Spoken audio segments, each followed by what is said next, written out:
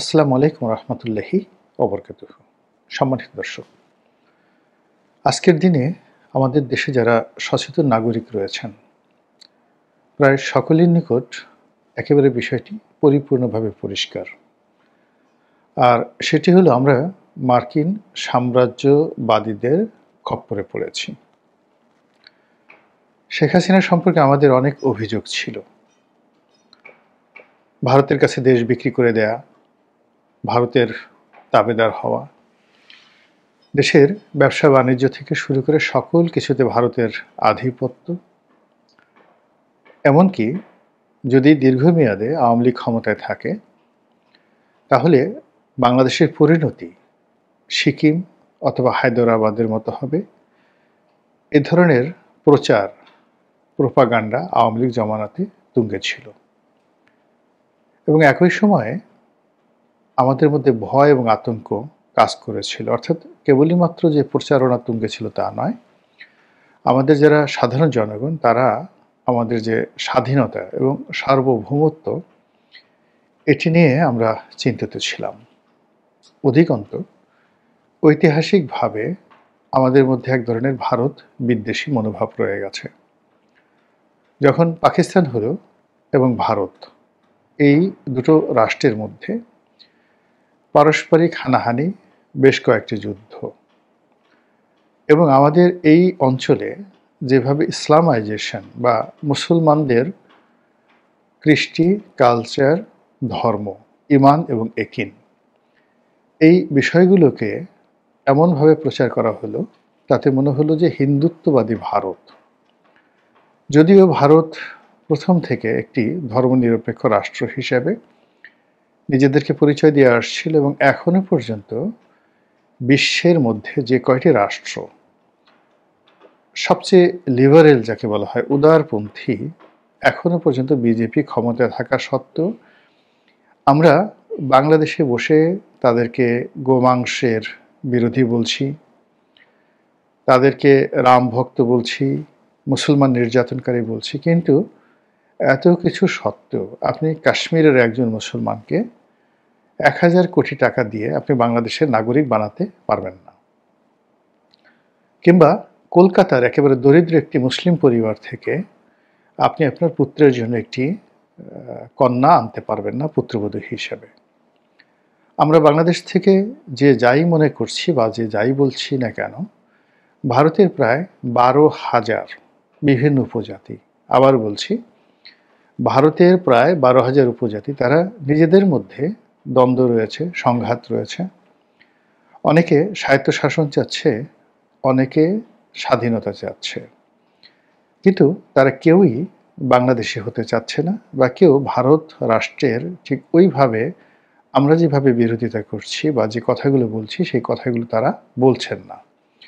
অর্থাৎ যে সকল অঞ্চল স্বাধীনতা চাচ্ছেন বা স্বায়ত্তশাসন চাচ্ছেন, ওটা আঞ্চলিকতার কারণে, কখনো ভূমি বিরোধ নিয়ে, কখনো নদ নদী নিয়ে বা অন্য কোনো সমস্যা নিয়ে।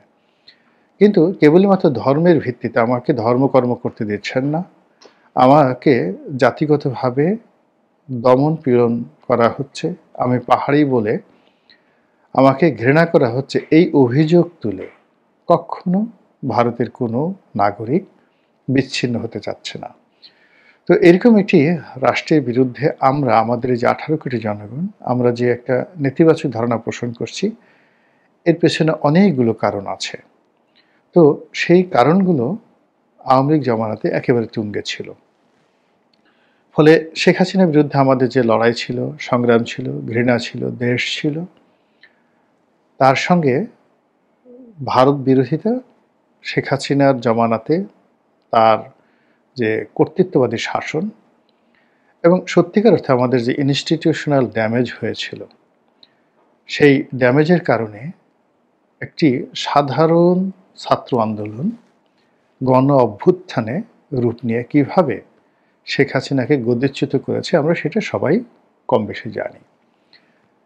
কিন্তু গত 14 মাসে আমাদের যে স্বপ্নভঙ্গ হয়েছে, কিংবা গত 14 মাসে আমাদের বাংলাদেশে যে ঘটনাগুলো ঘটছে, আমরা যা কিছু শুনতে পাচ্ছি, এতে একেবারে শতভাগ নিশ্চিত যে আমরা খাল কেটে যেভাবে কুমির আনি, যে কথাগুলো বলা হচ্ছে, বা আমাদের প্রবাদ প্রবচনে যে কথাগুলো বলা হয়, সেই খাল কেটে কুমির আনার পরিবর্তে আমরা খাল কেটে কুমিরের চাইতেও অনেক অনেক ভয়াবহ, সেটা নীল তিমি, অথবা সবচেয়ে ভয়ঙ্কর শার্ক, আমরা সেইগুলো বাংলাদেশে নিয়ে এনেছি।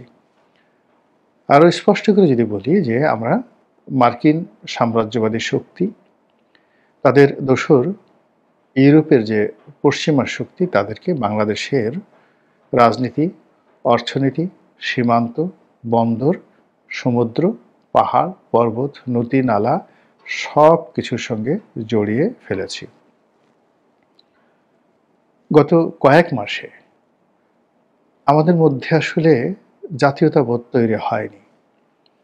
রাজনৈতিক দলগুলো কেবলই মাত্র ক্ষমতায় যাওয়ার জন্য প্রাণান্ত চেষ্টা করছেন, কিন্তু তারা ক্ষমতায় বসে এই দেশ কিভাবে চালাবেন, ব্যাংকে টাকা আছে কিনা, প্রশাসন কি অবস্থায় আছে, সেনাবাহিনীর অবস্থা কি, বিচার ব্যবস্থার কি পরিণতি, বৈদেশিক বাণিজ্যের অবস্থা কি, এই বিষয়গুলো নিয়ে একটি বারের জন্য চিন্তা করছেন না কোনো রাজনৈতিক দল। আমাদের দেশে এই গত 14টি মাসে পার ক্যাপিটা ইনকাম কোন পর্যায়ে চলে গেছে, মানুষের যে ব্যক্তিগত পর্যায়ে খাবার গ্রহণের ক্ষমতা, ভোক্তা হওয়ার যে তার সক্ষমতা, এটি কোন পর্যায়ে চলে গেছে। সত্যিকার অর্থে গত 14 মাসে কতজন মানুষ চাকরি হারিয়েছেন, কতজন মানুষ দেউলিয়া হয়ে গেছেন, তার মধ্যে কত পার্সেন্ট পুরুষ, কত পার্সেন্ট মহিলা। এ সকল বিষয় চিন্তা ভাবনা না করে জামাতের লোক চিন্তা করছে কি করে জিহাদ করা যায়, কি করে শরিয়া আইন প্রতিষ্ঠা করা যায়, কি করে ইসলামী খেলাফত প্রতিষ্ঠা করা যায়, আর বিএনপিকে অপদস্থ করে, অবদমিত করে কি করে নির্বাচনে জয়লাভ করা যায়, এর বাইরে অন্য কোনো চিন্তা নেই। বিএনপির যারা লোকজন তারা চিন্তা করছে ডক্টর মোহাম্মদ ইউনূসকে কনভিন্স করে হোক, তার মাথায় হাত রেখে হোক, তাকে রাজি খুশি করে হোক, আমেরিকার সঙ্গে গোপন সমঝোতা করে হোক, ভারতের সঙ্গে সমঝোতা করে হোক, যে কোনো মূল্যে আগে ক্ষমতা আসতে হবে। আর ক্ষমতা আসার পর বাকি যে সমস্যাগুলো, এই সমস্যাগুলো অলৌকিকভাবে সমাধান হয়ে যাবে। কিন্তু বিএনপি যে প্রাজ্ঞ রাজনৈতিক যারা আছেন, তারা নিঃসন্দেহে জানেন যে এখন দেশ যে একটা গহ্বরের মধ্যে পড়ে গেছে, গর্তের মধ্যে পড়ে গেছে, এবং চারিদিকে যে বিপদ এবং বিপত্তিগুলো অক্টোপাসের মতো পুরো দেশকে আঁকড়ে ধরেছে, সেখানে সবাই সচেতন না হয়ে এবং ঐক্যমত্য না হয়ে কোনো অবস্থাতেই এই দেশের ক্ষমতায় বসা মানেই আত্মহত্যার শামিল।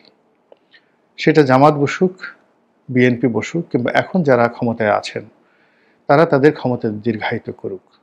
প্রতিটি দিবস, প্রতিটি রজনী তাদের জন্য এতটা ভয়ঙ্কর হয়ে যাচ্ছে, যদি সম্মিলিতভাবে এই সমস্যাগুলো খোলামেলা আলোচনা না করে সমাধান করা না হয়, তাহলে আগামী দিনে দুর্ভিক্ষ, সিভিল ওয়ার, যেটা জনযুদ্ধ বলা হয়, বৈদেশিক শত্রুর আক্রমণ থেকে শুরু করে সামাজিকভাবে মারামারি, কাটাকাটি, হানাহানি, অস্থিরতা, এইগুলো একেবারে অনিবার্য হয়ে পড়বে এবং অনেকটা পড়ে গেছে।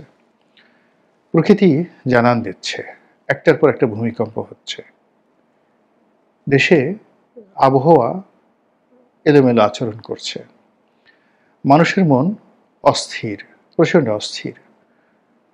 প্রত্যেকটা মানুষের মধ্যে শালীনতাবোধ চলে গেছে, সুস্থ চিন্তা চলে গেছে। মানুষকে অপদস্থ করা, ছোট করা, হৈ-হুল্লোড় করা, অপমান করা, ছোট মানুষকে বড় করা আর বড় মানুষকে ছোট করার যে একটা প্রবৃত্তি, সমাজ ধ্বংসের যে মূল কারণ, যেটা সমাজবিজ্ঞানীরা বলে গেছেন, সেটি বাংলাদেশে প্রবল হয়ে যাচ্ছে। ঠিক সেই অবস্থাতে আমরা দেখতে পাচ্ছি আমাদের বন্দর একটা বিরাট অংশ চট্টগ্রাম বন্দর, তার যে বড় বড় টার্মিনালগুলো, এগুলো বিদেশি কোম্পানির হাতে দিয়ে দেওয়া হয়েছে। নতুন আরেকটি বন্দর তৈরি করার জন্য বিরাট একটি ভূমি লিজ দেওয়া হয়েছে ডেনমার্কের একটি কোম্পানিকে, এবং সেই বন্দরটি 30 বছরের জন্য যদি চালু হয়ে যায়, তাহলে চট্টগ্রাম বন্দর বলতে গেলে অন্ধ হয়ে যাবে, একেবারে অ্যাবান্ডেন্ট হয়ে যাবে। এর বাইরে আমরা আরেকটি বন্দর করেছি কুয়াকাটাতে। সেটির অবস্থা কি হবে? কুয়াকাটা মানে পটুয়াখালী জেলাতে যে পায়রা সমুদ্র বন্দর, সেটি কেমন আছে, কি আছে, এটি নিয়ে আমরা কেউ ভাবছি না। ঢাকাতে একটা বন্দর আছে, নদী বন্দর পানগাঁও। সেই পানগাঁও নদী বন্দরটি, এটিকেও লিজ দিয়ে দেওয়া হয়ে গেছে। বাকি আছে শুধু ঢাকা শহরে কমলাপুর রেল স্টেশনের পাশে যে একটা আইসিডি রয়েছে, এটি। এও যদি আগামী কয়েকদিনের মধ্যে লিজ দিয়ে দেওয়া হয় কোনো বিদেশি কোম্পানিকে, আশ্চর্য হব না।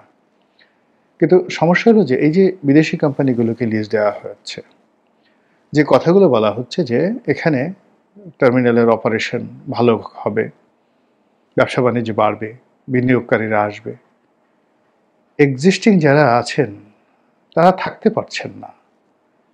এখন ব্যবসা বাণিজ্যের যে অবস্থা, বন্দরের যে সক্ষমতা রয়েছে, সেই সক্ষমতাটাই আমরা ব্যবহার করতে পারছি না। নতুন বিনিয়োগ হবে, তারপরে বন্দরের প্রয়োজনীয়তা দেখা দেবে, কিন্তু তার আগেই আমরা বন্দরকে অন্যের হাতে দিয়ে দিচ্ছি। এবং এই ধরনের বিনিয়োগের ক্ষেত্রে যা হয়, সেটি হলো বিনিয়োগকারীর যে বিনিয়োগ শতভাগ নিশ্চিত থাকতে হয়, এবং এখানে যে সকল গ্যারান্টি ক্লজ থাকে, সেই গ্যারান্টি ক্লজের কারণে তাদের বিনিয়োগ যদি বাধাগ্রস্ত হয়, কোনো রকম সমস্যা হয়, তাদের সকল দায় দায়িত্ব এই রাষ্ট্রকে বহন করতে হবে। কী কী শর্তে এ ধরনের চুক্তি হয়েছে, কোন কোন দেশের হাতে এ সকল জিনিস দেওয়া হয়েছে, কেন দেওয়া হয়েছে, আমরা এখন পর্যন্ত জানিনি, প্রশ্ন করার কোনো সুযোগ হয়নি। এবং যখন প্রশ্ন করার সুযোগ হবে, তখন দেখা যাবে যে সর্বনাশ হয়ে গেছে। আমাদের পার্বত্য অঞ্চলগুলোতে যে অস্থিরতা চলছে, আমাদের রোহিঙ্গা নিয়ে যে আন্তর্জাতিক চক্রান্ত চলছে, এবং টেকনাফ সীমান্তে, উখিয়া সীমান্তে Myanmar army, Arakan army, Bangladesh সেনাবাহিনী এবং রোহিঙ্গাদের অন্ততপক্ষে 10 থেকে 12টি সশস্ত্র সংগঠন, এদের মধ্যে যে প্রতিনিয়ত যুদ্ধ হচ্ছে, ক্ল্যাশ হচ্ছে, তার সঙ্গে সঙ্গে জাতিসংঘ, আমেরিকা, চীন, ভারত ইত্যাদি যে রাষ্ট্রগুলো, তাদের যে গোয়েন্দা সংস্থাগুলো সেখানে যে অস্থিরতা তৈরি করছে, তার ফলে একেবারে আমাদের যে ফেনী নদীর ওপার থেকে, অর্থাৎ চট্টগ্রাম থেকে শুরু করে টেকনাফ পর্যন্ত বিরাট যে অঞ্চলটি, এই অঞ্চলটির যে ভবিষ্যৎ কোন অবস্থাতে যায় বলা যায় না। শান্তির নামে অশান্তি, শান্তির দূতের দ্বারা যদি অশান্তি তৈরি হয়ে যায়, এবং যে সকল মানুষ দিয়ে এই ধরনের কাজকর্ম করা হচ্ছে, আপনি দেখেন যে প্রায় সব মানুষের, একটা মানুষ যখন ভালো কাজ করে আপনার জন্য, দেশ ও জাতির জন্য, তাকে দেখলে আপনার একটা শ্রদ্ধাবোধ চলে আসবে, মনের মধ্যে একটা মায়া চলে আসবে, আবেগ চলে আসবে। কিন্তু আমাদের দেশে এখন রাষ্ট্র ক্ষমতা যারা আছেন, আমরা জোর করে তাদেরকে মহামানব, অতিমানব, মহাপুরুষ, অতিপুরুষ বানানোর চেষ্টা করছি। কিন্তু তাদের কথাবার্তা, বডি ল্যাঙ্গুয়েজ, তাদের কাজকর্ম, পোশাক আশাক, অঙ্গভঙ্গি সব কিছুই আমাদের মনে আতঙ্ক তৈরি করে ফেলছে, ভয় তৈরি করে ফেলছে।